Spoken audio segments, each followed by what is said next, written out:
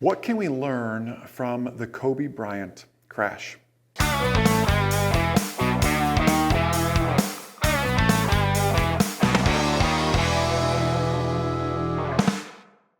Hey everyone, Jason Schappert here of MzeroA.com, and you are listening to the Private Pilot podcast brought to you by our #1 rated online ground school. Give it a 2-week free trial at MzeroAtrial.com. Pass the written test, pass your check ride.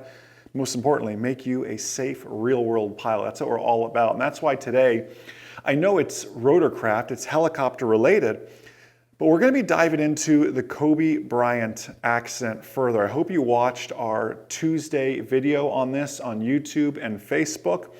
If not, it is the first in our accident analysis series. This is April of 2022. Go dig it up on Facebook or YouTube. I'm sure if you search Kobe Bryant crash MzeroA, it'll come up. If you're listening to this years later, you will find it. I am sure of it. We did fantastic. When I say we, I mean the animation team, the production team, Coach Ray, everyone did a phenomenal job on getting an animation created and really putting everything together, including the text messages leading up to that. It was kind of, honestly, I was telling Coach Ray, I said, it's kind of creepy actually to see all of this and read all of this. They had a group text amongst themselves because this was a frequent trip that Kobe made. And again, he used helicopters as his time machine. Like many of us use aviation as a time machine to save time, especially in a busy place like LA. But I want to expand because, sometimes on YouTube, I have to be so quick and so to the point that these podcasts, and I know some of you are watching this on YouTube or watching this as a video on Facebook. Many of you are listening to this. This allows me to have a little bit of a longer format and just kind of share some thoughts I wasn't able to share in the Tuesday video. And I want to focus on the human factor elements of this. Can we just hypothetically for a bit, whether you're at the gym, at work, walking the dog, whatever you're doing right now, working, whatever you're doing right now, just put yourself in these shoes. You are Kobe Bryant's pilot. Like, that's pretty cool. And that is also a huge responsibility. Now, this is the reason why we have the commercial pilot certificate, right? Because as a private pilot, you cannot fly for compensation or hire. It is because of this exact reason. Now, there's many reasons. They want you flying at higher levels of proficiency and mastery, etc. But this is one of the main factors. That external pressure that I just said. You are Kobe Bryant's pilot. How hard do you think it would be to say no to somebody like that?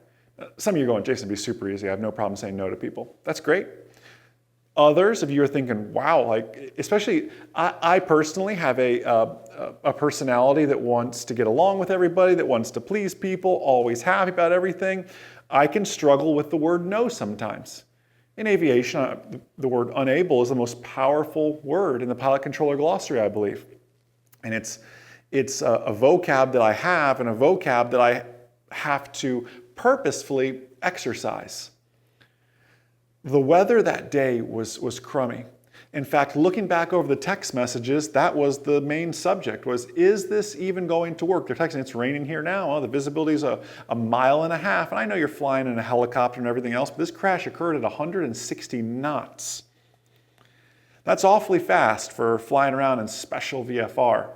Awfully fast for flying around these conditions in a helicopter, especially in a helicopter because you could slow that thing to a crawl and almost feel your way through the fog. Not that I would recommend that either, but I just look at this and think the external pressures. And they claim Island Express, that's the charter company that Kobe used to charter. And by the way, he had flown this route with this pilot 9 other times. He had done this route about 15 other times, the same exact charter route. Ara, the pilot, had done the majority of those. This would have been his 9th trip making it. So he was familiar and all too familiar with the California smog and just low visibility and certainly the hilly terrain with all of it. When you listen to the ATC transcripts, you don't hear a flustered pilot. You actually hear a pretty darn good pilot at 8,000 flight hours. And I have no doubt this pilot was a great pilot. This is not a knock on the pilot. What I'm sharing with you is this is an 8,000-hour pilot that, just like all of us, is still susceptible to decision making. This is why in the online ground school, we've got entire sections just based on how to make good decisions. In Aviation Mastery, the book, if you've read the chapter already, and I've shared this publicly before, I can teach you how to do better steep turns, better slow flight, better landings. I can make you the next Hoover, Rickenbacker, Earhart, Jaeger, just fill in whatever name you want there. But if you can't make good decisions, that's all in vain. If you can't use those skills, knowledge isn't power, knowledge is potential power. You have to know when to actually use it and which knowledge to use at that time. And if you're not exercising the wisdom that you have and the power of the word unable, the power of the word no, the power of something just doesn't feel right, it's going to be hard to have a long career in aviation. And let me tell you, I am just as susceptible to it. Many of you know the Miami Boat Show story.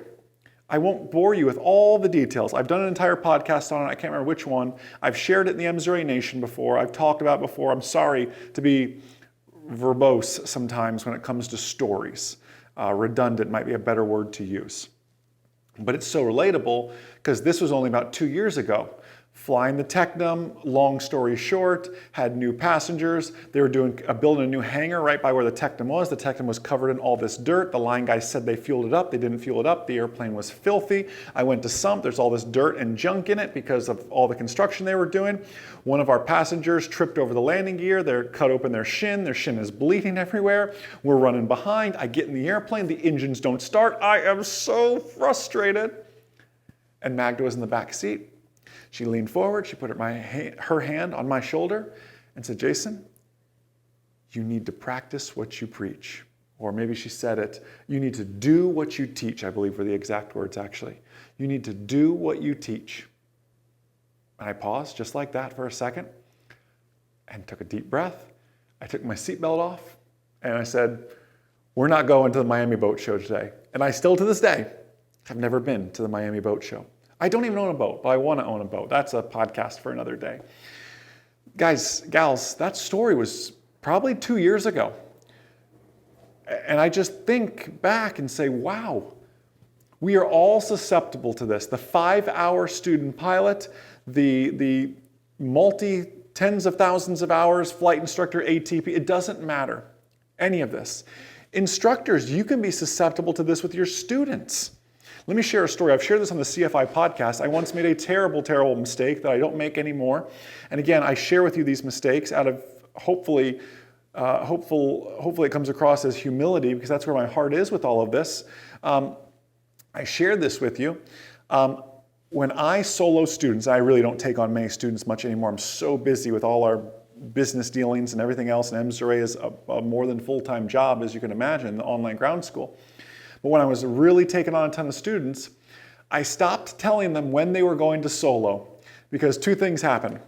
Well, first off, their flying usually got a lot worse when I told them, "Hey, I think I'll solo you tomorrow." Guess what? Tomorrow they flew really, really poorly.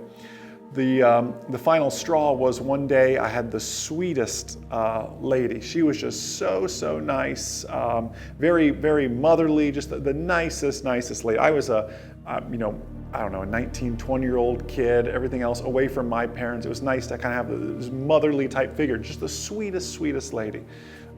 Probably in her late 50s, early 60s, learning to fly. Said, "I want to take my time." We had worked through it. We're like 30 hours into it, getting closer to solo, right? She knew it was going to take her a little bit longer, she said. And I remember telling her, "You're going to solo tomorrow.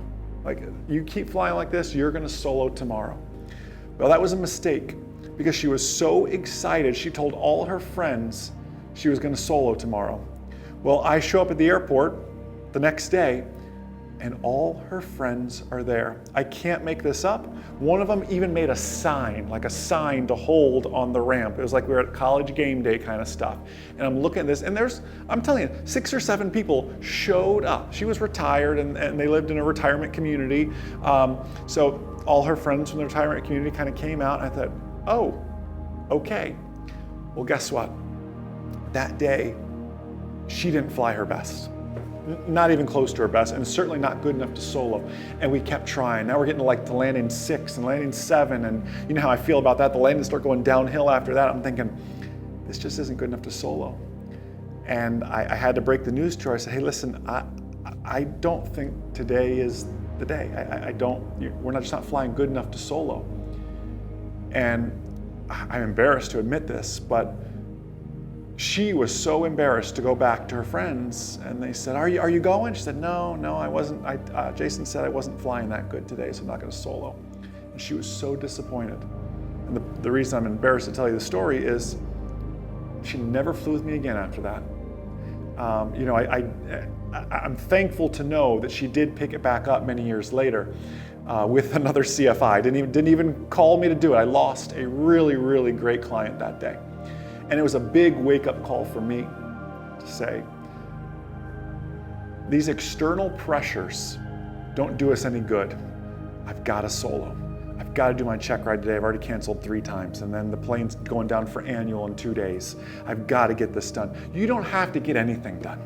You don't have to be anywhere in aviation. If you do, you need to call a rental car company, or you need to airline it, or you book 2 days for the check, whatever it is for your check ride, whatever it takes. You never have to do anything. You never have to be anywhere in aviation. Sometimes you just got to get in the car and drive. Welcome to aviation. That's just simply how it is sometimes. MzeroA Nation, I know I got off the topic of the Kobe Bryant crash, but it helped tee us up, this decision-making topic. And I hope you're walking away from this. I can't wait to read your comments below this. What are your takeaways from this? Please make sure you subscribe on iTunes, on Audible, on YouTube, on Facebook, wherever you're watching this. Have a blessed, abundant, outstanding rest of your day. And most importantly, remember, the good pilot is always learning. Have a great day, everybody. I'll see ya.